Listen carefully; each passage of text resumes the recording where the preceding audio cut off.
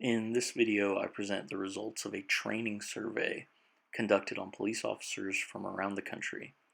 The survey was conducted in February and March of 2016, and 100 responses were received. The survey asked actively serving police officers about their training experiences up to this point in their careers. Officers were asked about the length of their initial training academy, field training program, and the amount of annual training they receive. Officers were also asked to rate their training experience in preparing them to respond to certain situations and what types of training they believed they needed more of. The length of initial academy varied from 4 weeks to 36 weeks among the officers that responded to the survey. We can see that 50% of responding officers attended training academies that were less than 20 weeks long. The majority of officers attended academies that were between 21 and 24 weeks long, and 10% attended academies that were longer than 29 weeks. Additionally, a small percentage attended academies shorter than 8 weeks long. Officers with the longest training academies received 32 weeks more training than those with the shortest academy lengths. An important note here is that these academies are all basic academies within the United States, and all officers left their academies as certified police officers expected to perform roughly the same duties. Next, officers were asked about the length of their initial field training programs. This is the training that takes place typically after completion of the police academy and is under the supervision of a veteran officer.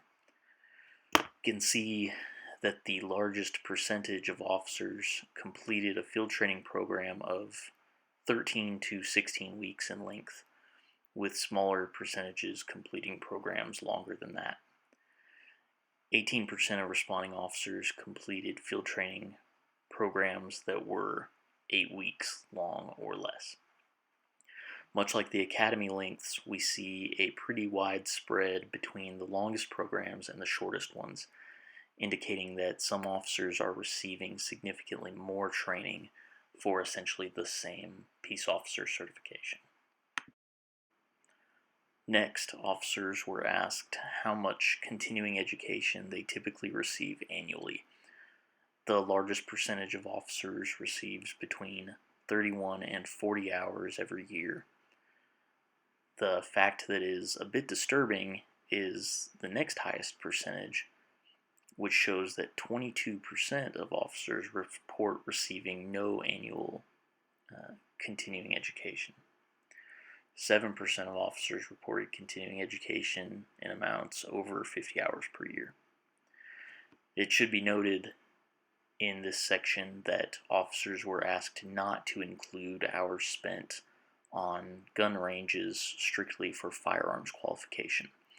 This because firearms qualification is the process of an officer proving they're able to shoot accurately in a controlled setting. This process typically takes very little time and little to no training is involved. Next, we look at the effects of some of the training.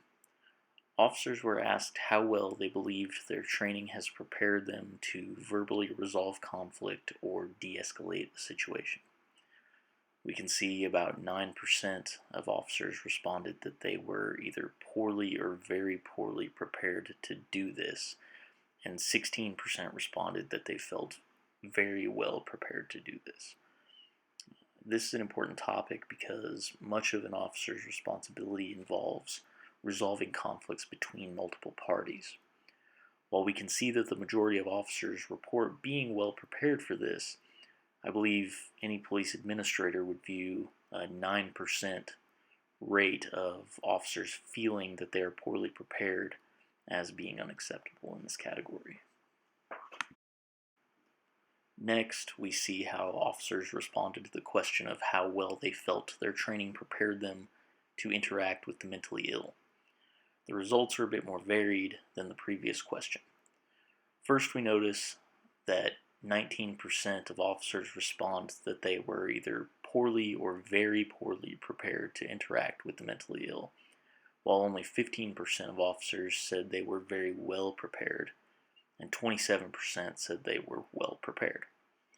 The vast majority of officers reported an average level of preparedness for this task. Given the high publicity that negative interactions with the mentally ill often cause, I think it's fair to say the numbers of officers reporting that they are not as well prepared as they could be should be evidence that improvement in this area is needed. The next question officers were asked was how satisfied they were with the overall amount of training they have received or that they do receive on a regular basis. We see an almost even split between officers who are either satisfied or unsatisfied, with 13% of officers reporting that they are very unsatisfied with the training they've received up to this point, and 8% of officers reporting that they are very satisfied with their training so far. Officers were then asked what kind of training they believe police officers should receive more of. This question is important because these officers know the types of situations that they will experience from day to day, and they also understand the challenges that new officers will face. Officers responded that more training was needed in areas of communication skills, many of them specifically mentioning a type of training called verbal judo, as well as training to interact with the mentally ill. Officers also reported needing more training in proper use of force applications, and many indicated that they received very little training in actually deciding when to use deadly force.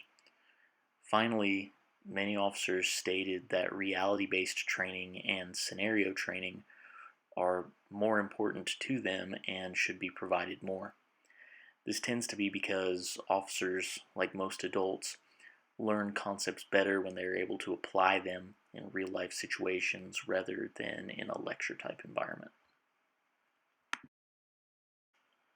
From this survey, we can conclude that most officers understand the deficiencies of law enforcement training. Interestingly, we often hear the public and members of the media say that officers should be better trained in communication, de-escalation, mental illness, and the use of force. This is the same types of training that officers report wanting more of and often being deficient in. Finally, there is significant dissatisfaction among police officers regarding the training they receive. Thank you for taking the time to view this video. I hope that it has presented information that you can find useful.